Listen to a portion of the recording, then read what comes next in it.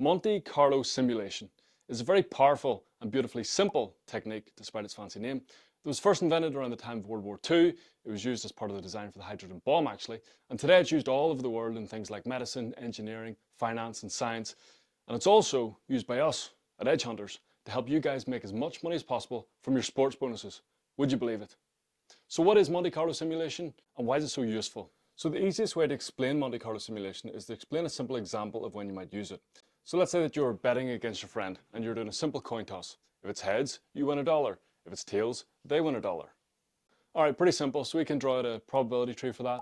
And even after 2 or 3 rounds of that game, we can easily work out all of the combinations of things that can happen and the probabilities of each of those outcomes. Okay, new game. Now we're going to roll a dice. If it lands on the number on the left, you win the amount on the right. Alright, it's a fair game. But if you want to draw out a probability tree for that, you'll find that things get very messy very quickly because you've got 6 outcomes for round 1 and each of those 6 outcomes is 6 outcomes for round 2 and each of those 6 outcomes is 6 outcomes for round 3. So we're already up to 216 outcomes here. And if you went 25 rounds of that game, you'd hit a number of combinations greater than the number of grains of sand on the earth. So things get very complicated. So Monte Carlo Simulation comes along and basically says, right, let's just simulate one game where we do, say, 10 rounds of this dice game, and we're going to use a random number generator to determine what the outcome of each dice roll was. Okay, so let's just run one game here. So here's all of our simulated dice rolls, and here's our profit at the end.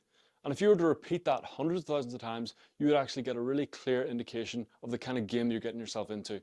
You could say, for example, what's the chance of me being $10 or more down at the end of the 10 rounds? Because you could just count the proportion of those simulations that ended up in a loss of $10 or more.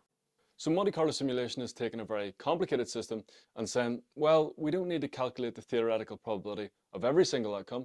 Let's just use the law of large numbers here, simulate one game and then repeat that hundreds of thousands of times and observe the outcomes. All right, so it's taking a very complicated system and making it very simple.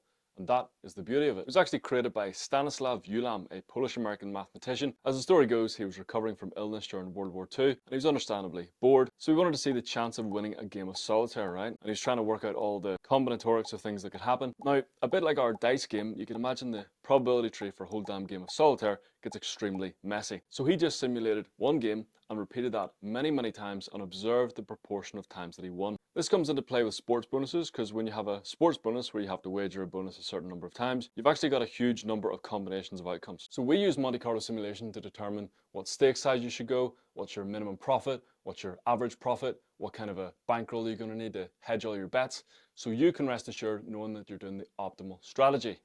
And that is Monte Carlo Simulation. And yes, it was named after the casino in Monaco.